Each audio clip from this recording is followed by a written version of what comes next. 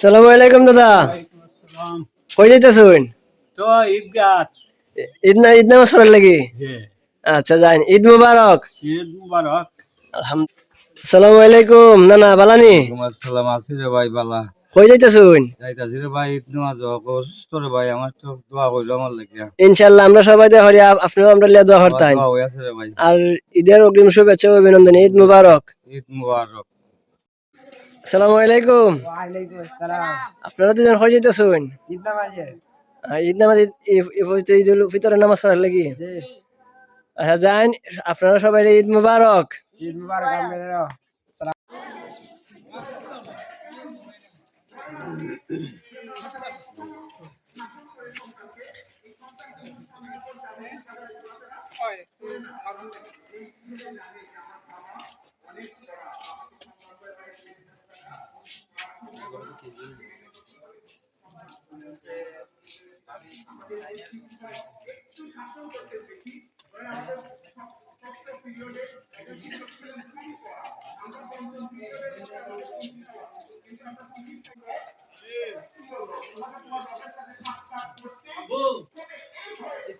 আয়ো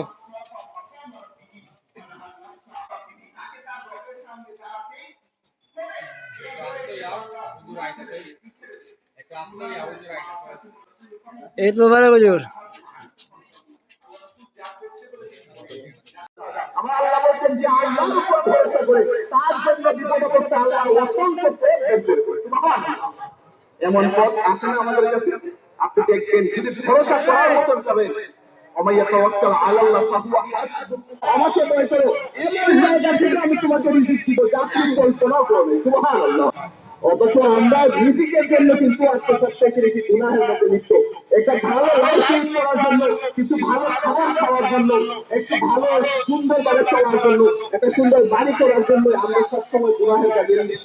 গুণের ভাগ করে থাকছেন। কিন্তু আপনি জানেন না, যদি আল্লাহর উপর ভরসা করতে পারতেন, এমন জায়গা থেকে আল্লাহ আপনার রিজিকের ফয়সালা করতেন। আপনি জানেন না, শুধুমাত্র একটা মানুষ যারা খেতে খায়, যারা কাজের বিনিময়ে খায়, এতে আল্লাহ সবার উদ্দেশ্যে একটি সংক্ষিপ্ত করে আজকে বিকাল 3:00টায় জান্নাত মেডিকেল সেন্টারে আমাদের গ্রামের সচেতন সমাজ, বিশেষ করে যারা গ্রাম নিয়ে চিন্তা করে, গ্রাম নিয়ে চিন্তা করার দরকার আছে কিভাবে আরো সুন্দর করা যায়, গ্রামের অনাগত ভবিষ্যৎকে কিভাবে একটা সুন্দর ভবিষ্যৎ দেওয়া যায়। কথা বলেন ঠিক কিনা?